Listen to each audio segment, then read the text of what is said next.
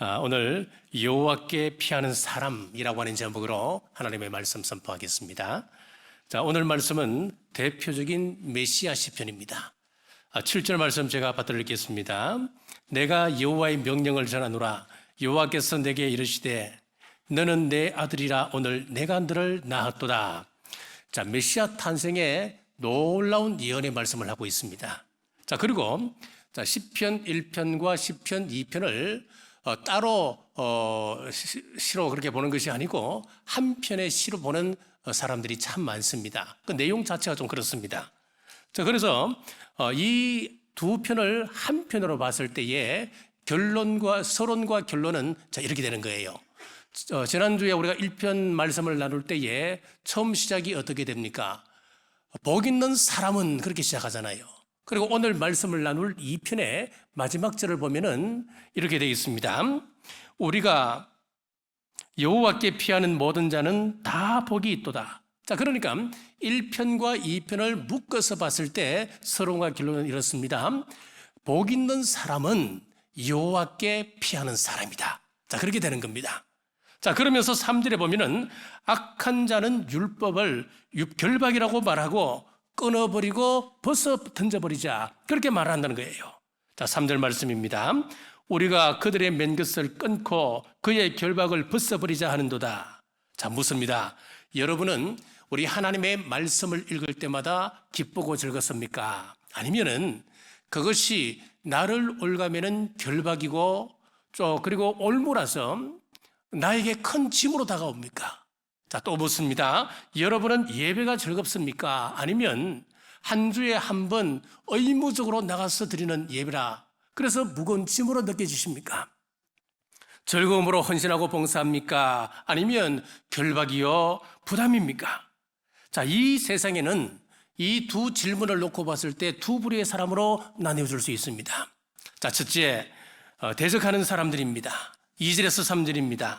세상의 군왕들이 났으며 관원들이 서로 꾀하여 여호와와 그의 기름 부음 받은 자를 대적하며 우리가 그들의 맨 것을 끊고 그의 결박을 벗어버리자 하는도다. 자, 여기서 맨 것이라고 하는 이 말씀은 우리가 하나님의 말씀을 지킬 의무를 이야기합니다. 이것은 우리가 무리한 요구를 하시는 것 아니에요. 우리가 당연히 지켜야 할 것을 하나님께서 요구하는 극히 평상적인 이야기라는 이야기죠. 자, 그런데 사람들은 간섭이라고 이야기합니다. 결박이라고 생각합니다. 그래서 하나님께서 주신 이 멍에를 벗어 던져버려야 된다라고 말합니다. 그러나 성경은 우리에게 분명히 말씀합니다. 마태복음 11장 28절 말씀에 수고하고 무거운 짐진 자들아 다 내게로 오라 내가 너희를 쉬게 하리라. 세상에서 수고로움이 크면 클수록 이 세상에 고난이 닥치면 닥칠수록 나에게 지어진 짐이 무거우면 무거울수록 우리는 하나님께 더 가까이 나아가야 됨을 가르치고 있습니다. 우리가 살다 보면 다른 사람에게 조롱과 비난을 받기도 하고 비웃음의 대상이 될 때도 참 많습니다. 어떤 분야의 전문가로 그 분야에서는 완벽할 것 같은 사람이라도 그 분야에서 실수를 합니다. 옛말에 보면 원숭이도 나무에서 떨어질 날이 있다, 그런 말이 있지 않습니까? 자, 평생 신앙생활 잘한 믿음 좋은 성도가 있었습니다. 자, 이분이 나이가 들어 이제 치매가 오게 되는데 이 치매로 어려움을 겪다가 죽어 천국에 가게 되었습니다. 천국에 가서 그토록 평생 동안 열망했던 예수님을 만났습니다. 그러니까 예수님을 막상 만나고 보니까 너무 당황스러워서 예수님의 이름을 까먹었습니다. 까먹어서 예수님 보고 저분 이름이 뭐였더라 고민하다가 입에서 엉겨 끌려 나온 이야기가 말씀 많이 들었습니다, 이렇게 이야기한 거예요. 우리가 살다 보면 이렇게 실수로 건망증으로 또 경험이 없어서 사람들에게 웃음의 대상이 될 수도 있습니다. 또는 정당한 일을 하고 당연한 일을 했음에도 불구하고 진리를 붙잡으면 붙잡을수록 세상은 더 우리를 공격합니다. 그들은 예수님과 교회를 대적하자, 그들은 율법이라고 하는 것을 가지고 우리를 얽매려고 한다, 그것 벗어 던져 자유를 찾자. 그러나 기억하십시오. 예를 들어 인천대교를 달리던 그 자동차가 내가 왜 이런 답답한 난간에 갇혀 이 안을 달리고 있을까? 난간을 뚫고 자유롭게 한번 달려보자 라고 한다면 결과는 뻔한 것 아니겠습니까? 물고기는 물속에서 헤엄칠 때 자유롭습니다. 공중에 나는 새는 공중을 날아다닐 때 행복한 것입니다. 하나님의 사람들은 말씀 안에 있을 때 그 사람이 복입니다. 선악과는 지킬 때 그것이 복이었습니다마는 그것을 어기고 따먹을 때는 저주가 왔지 않습니까? 선악과 따먹고 예배 시간 따먹고 11조 따먹고 말씀 따먹고 기도 따먹는다면 여러분들이 무한한 자유를 누릴 것 같지만 그것은 결코 자유가 아니라고 하는 것입니다. 4절입니다. 하늘에 계신 이가 웃으시며 주께서 그들을 비웃으시리로다. 여러분, 교회를 해롭게 하면 안 됩니다. 하나님께서 비웃으신다 그랬습니다. 이것은 참 무서운 이야기입니다. 예수님을 내 생각대로 믿지 마십시오. 요한복음에 보면 빌립이 나다나엘을 전도할 때, 자 보세요. 모세가 율법에 기록했던 그분, 그리고 수많은 선지자들이 기록을 남겼던 그분을 만났습니다. 그분은 바로 나사렛 예수님입니다. 그렇게 전도했습니다. 그러니까 이 나다나엘이 뭐라고 이야기하느냐면은 나사렛에서 무슨 선한 것이 날 수 있겠느냐, 그렇게 대답을 합니다. 오늘 또 예수님을 내 생각을 가지고 내 생각대로 믿는 사람들이 많습니다. 어떤 사람은 가톨릭 영성으로 예수님을 믿습니다. 어떤 사람은 불교적, 유교적 영성을 가지고 그 사람들의 생각을 가지고 예수님을 생각을 합니다. 그러다 보니까 자기 생각에 맞지 아니하면은 다 틀린 거예요. 에이, 틀렸어. 성경 틀렸어. 교회가 틀렸다. 그렇게 비난합니다. 자기 생각대로 믿으려고 하는 사람들은 목회자의 권면을 듣지 않습니다. 당회의 권면도 받아들이지 않습니다. 자기 생각이 제일 옳다고 합니다. 바로 이런 사람들을 비웃으신다 하나님께서 말씀하십니다. 자, 또 하나님은 어떤 사람을 비웃으십니까? 공권력을 가지고 예수님을 대적하는 사람들입니다. 2절의 말씀을 보십시오. 세상의 군왕들과 관원들인데 세상 권세 잡은 자들을 이야기합니다.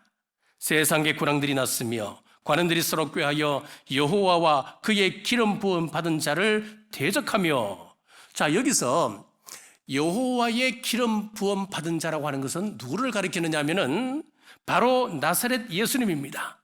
예수님을 대적하고 예수님을 거역하는 자, 바로 그런 사람들을 우리 하나님께서 비웃으신다 말씀하고 있습니다. 역사가 증명합니다. 세상에 어떤 권세가 예수님을 비판하고 비난하며 하다며 승리를 거둘 수 있었습니까? 없습니다, 여러분. 네로를 비롯한 로마의 10대 황제를 보십시오. 전부 다 기독교를 박해하고 종교 말살 정책을 사용했습니다만은 로마에서 기독교가 사라졌습니까? 아닙니다. 오히려 기독교가 그 나라의 국교가 되었습니다. 공산주의가 종교는 아핀이라고 이야기하며 기독교를 핍박했습니다. 그러나 없애지 못했습니다. 이 지구상에 인권이 약하고 또 경제적으로 어려움을 당하는 나라들을 보면 한 가지 공통점이 있습니다. 그것이 무엇이냐면 기독교를 아주 격렬하게 핍박했던 나라들이었습니다. 우리 동남아를 보십시오. 라오스가 그렇습니다. 캄보디아, 미얀마, 그리고 쭉 중동 쪽으로 좀 올라가면 아프가니스탄이 나오죠. 그리고 우리 북쪽에 북한이 있습니다. 똑같습니다. 하나님을 대적하는 세력은 산산조각 나게끔 되어 있습니다. 왜 그렇습니까? 성경에서 말씀하고 있습니다. 우리가 하나님을 거역하면 땅도 가시와 엉겅기를 내겠다, 성경은 말씀하고 있지 않습니까? 땅이 가시와 엉겅기를 낸다고 하는 이 말씀은 경제적인 어려움을 준다, 그 말씀이거든요. 몇 해 전에 베트남 하노이에서 하루 먹었던 기억이 있습니다. 이런 새벽부터 오토바이가 도로를 가득 메웁니다. 숙소에서 밑으로 바라보니까 장관입니다. 참 부지런한 민족이다. 이 민족이 소망이 있다. 그런 생각을 제가 잠깐이나 했습니다만은 인구가 9,800만입니다. 약 1억 명입니다. 땅도 우리보다 넓습니다. 또 비옥합니다. 우리보다 일찍 문호를 개방했습니다. 모든 면에서 우리나라보다 유리합니다. 그런데 우리나라와 베트남을 경제력만 가지고 본다면 이거는 비교 불가입니다. 저는 이유를 성경에서 찾습니다. 그 교단 대표자들을 만나서 그들에게서 들었던 이야기입니다. 베트남이 공산화될 때에 큰 박해 속에서 수많은 기독교 순교자들이 나왔답니다. 지금 또 기독교인들은 큰 차별을 그 사회에서 받는다고 합니다. 어느 정도인가 하면은 이 나라는 신분 계층을 나눕니다. 우리나라도 조선시대 때 신분이 있었지 않습니까? 그런데 우리는 4개 정도로 나누었습니다만은 이 베트남은 몇 개 계층으로 나누냐면은 제가 정확하지가 않습니다. 14개 계층인지 아니면 20개 계층인지 제가 그 자료를 찾으려고 해도 찾을 수가 없었어요. 어쨌든 여러 계층을 나누는데 최하위 계층에 누구를 두느냐? 기독교인을 두어서 개나 대집 취급을 받았다고 이야기합니다. 요즘 베트남을 신흥 경제 강국 가운데 한 나라로 꼽습니다. 저는 기독교가 회복되고 있는 것과 무관하지 않다고 생각합니다. 지난 금요일에 이 동남아에서 가장 유명한 축구대회 결승전이 있었습니다. 베트남과 태국이 이제 경기를 하는데 베트남의 감독이 우리가 잘 아는 박항서 감독 아닙니까? 이분은 독실한 기독교인입니다. 시합을 앞두고 이분은 늘 기도하는 사람입니다. 누가 보든 누가 간섭을 하든 하지 말라고 하든 그분은 하나님을 의지하고 기도합니다. 그날 또 이 TV가 카메라가 비추는 가운데 그 앞에 머리를 숙이고 기도하는 거예요. 한참 동안 합니다. 한참 동안 하고 그것이 모니터에 TV에 그대로 방송이 되는 거예요. 공산주의 사회에서 축구 대표팀 감독이라고 하는 공민이 그 앞에서 기도한다. 여러분 상상이나 됩니까? 불가능한 일입니다. 과거 같았으면 총살감입니다. 자, 그만큼 복음이 회복되고 있다고 하는 말입니다. 지금 베트남의 경제가 세계적으로 주목받는 이유가 수많은 한국 선교사들과 또 생명을 내어놓고 신앙을 지켜왔던 베트남 사람들이 있었기 때문에 그 나라 경제가 회복되어지고 있다 저는 믿습니다. 두고 보십시오. 베트남뿐만 아닙니다. 지금 낙후되어 경제적으로 매우 낙후되어 있는 그 동남아 여러 국가들, 자, 중국에서 추방당했던 그 한국 선교사들이 지금 어디로 다 나가 있느냐면은 동남아 각국에 지금 흩어져서 새로운 선교지를 개척하고 있습니다. 복음이 그 땅을 덮으면 그 땅이 살아납니다. 보혈의 피가 그 땅을 회복시키기 때문에 그렇습니다. 내 안에 이미 나버린 죄악의 길들을 주님의 보혈로 덮으시고 나도 모르게 앉아있는 오만의 자리에서 내려오게 하옵소서. 하나님의 은혜를 구하는 우리 남북의 모든 성도님들 되시길 주님의 이름으로 축복합니다. 자, 둘째, 예수님을 영접하는 사람들입니다. 7절 말씀입니다. 내가 여호와의 명령을 전하노라. 여호와께서 내게 이르시되 너는 내 아들이라. 오늘 내가 너를 낳았도다. 자, 여기서 내 아들이라고 하는 그 의미는 첫째는 메시아를 이야기합니다. 하나님의 아들이 이 땅에 오셨을 때에 이 땅은 어떻게 그분을 대했습니까? 2절 말씀입니다. 세상의 군왕들이 났으며 관원들이 서로 꾀하여 여호와와 그의 기름 부음 받은 자를 대적하며, 그렇습니다. 목자와 동방에서 온 그 박사들 몇 사람 이외에는 예수님을 아무도 영접하지 않았습니다. 헤롯이 사는 예루살렘 궁에서는 소동이 일어났습니다. 메시아를 없애기 위하여서 베들레헴 근방에 2살 이하의 어린 아이들을 죽이는 대학살극이 벌어졌습니다. 천사의 지시로 우리 예수님은 애굽으로 피신을 갈 수 있었습니다. 그렇습니다. 아무리 악랄하게 해도 하나님께서 웃음거리로 만드십니다. 4절입니다. 하늘에 계신 이가 웃으심이요 주께서 그들을 비웃으시리로다. 자, 너는 내 아들이라. 두 번째 의미는 고난 가운데서도 하나님의 그 말씀을 붙들고 신앙을 지켜나가는 성도들을 의미합니다. 이런 사람을 향하여 이스라엘 선지자는 자녀로, 자식으로 비유하고 있습니다. 이사야 49장 14절에서 15절입니다. 여인이 어찌 그 젖먹는 자식을 잊겠으며 자기 태에서 난 아들을 긍휼히 여기지 않겠느냐. 그들은 혹시 잊을지라도 나는 너를 잊지 아니할 것이라. 내가 너를 내 손바닥에 새겼고.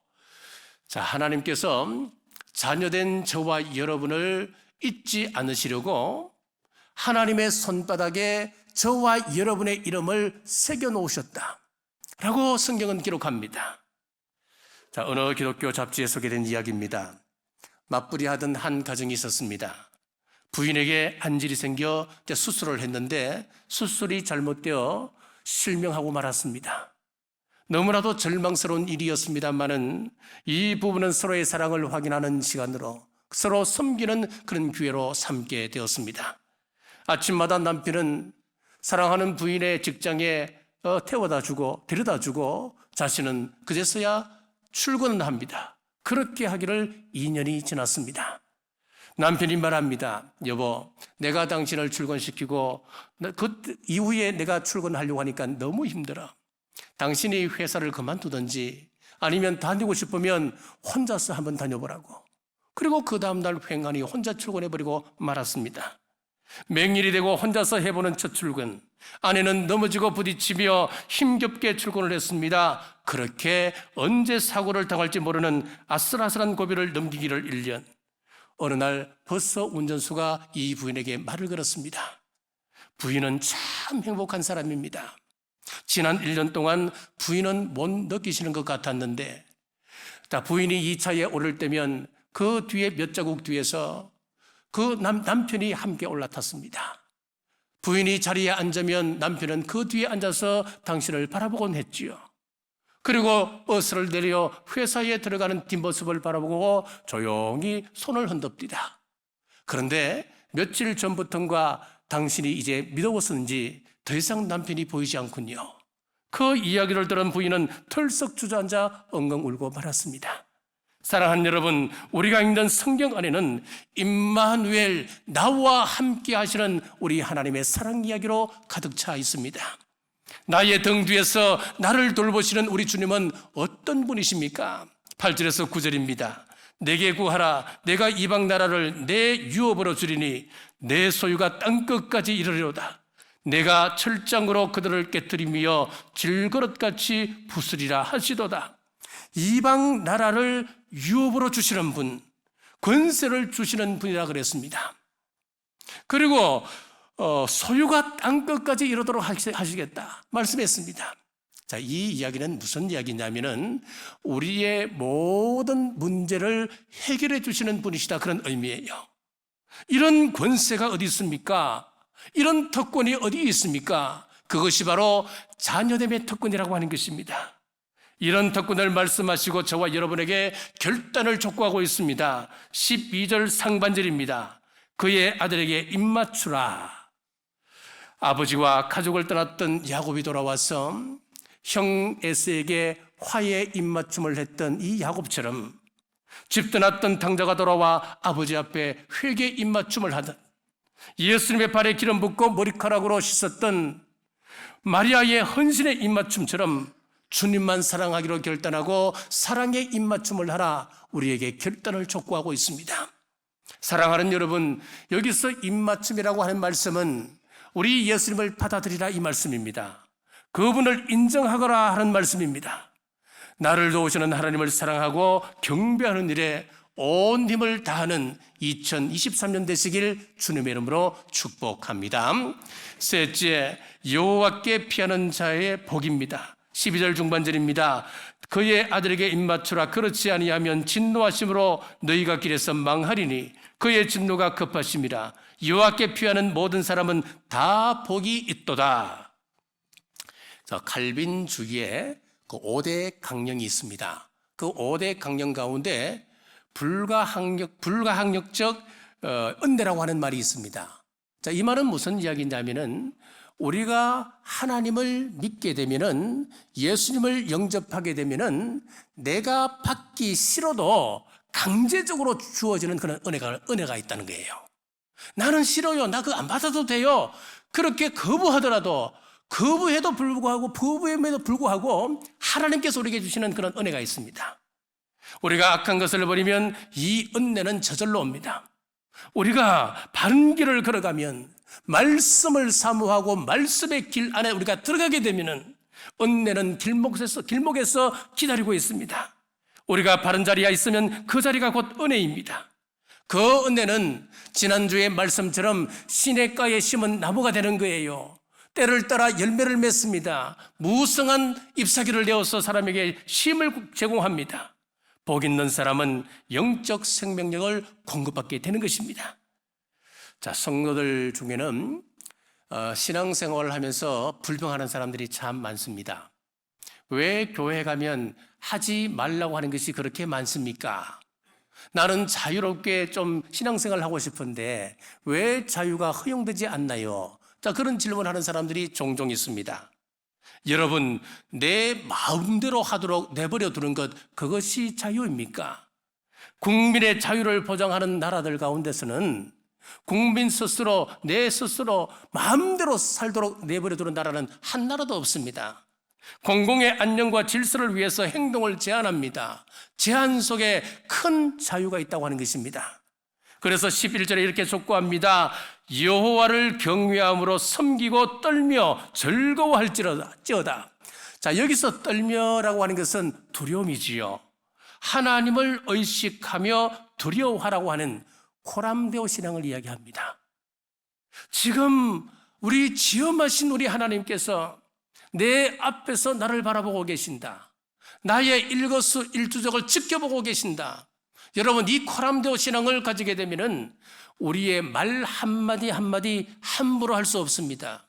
우리의 행동 그지 하나하나 마음대로 여러분들이 할 수가 없습니다. 자, 이것이 우리 성도들의 즐거움이라고 하는 거예요. 자, 우리가 이 코람데오 신앙을 회복하게 되면 이 세상이 우리 기독교를 덜 비난할 것입니다. 우리가 이 코람데오 신앙을 회복하게 되면 세상 사람들이 안디옥 사람들을 향하여 그리스도인이라 칭송했듯이 우리 또한 세상 사람들로부터 인정받고 사는 것 아니겠습니까? 이것이 참 자유요, 참 즐거움이라고 하는 것입니다. 사람 눈 의식하기보다는 하나님을 두려워하고 사시는 우리 남북의 모든 성도님들 되시길 주님의 이름으로 축복합니다.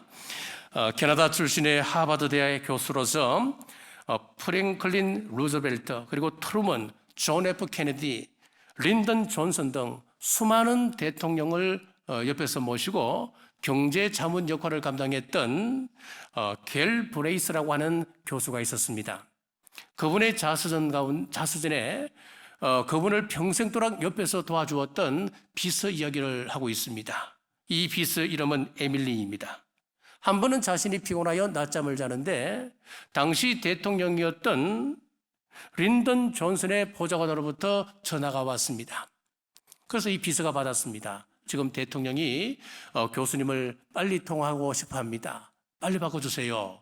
그랬더니 이 비서가 하는 이야기가 죄송합니다만은 지금 우리 교수님이 너무 피곤하여 주무시고 계시기 때문에 바꿔드릴 수가 없습니다. 그랬더니 이 보좌관이 대통령이 통화를 원한다면서 협박하듯이 반복을 했습니다만은 에밀리는 정말 죄송합니다. 나를 고용한 분은 대통령이 아니고 교수님입니다. 그래서 저를 고용한 그분의 지시를 따라야 합니다. 자, 그 후에 대통령으로부터 전화가 왔습니다. 당신은 정말 훌륭한 비서를 두었다고. 그러면서 그 비서를 백악관으로 보내줄 수 없냐고 요청을 했다고 합니다. 우리나라 같으면 이런 사람은 블랙리스트에 올려서 반드시 자르고야 말지요.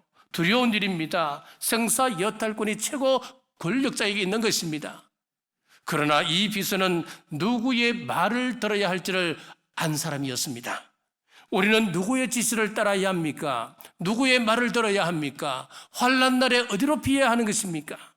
12절 하반절입니다. 여호와께 피하는 자는 다 복이 있도다. 우리 하나님은 사망 권세를 이기신 분이십니다. 우주 만물을 창조하신 창조주십니다.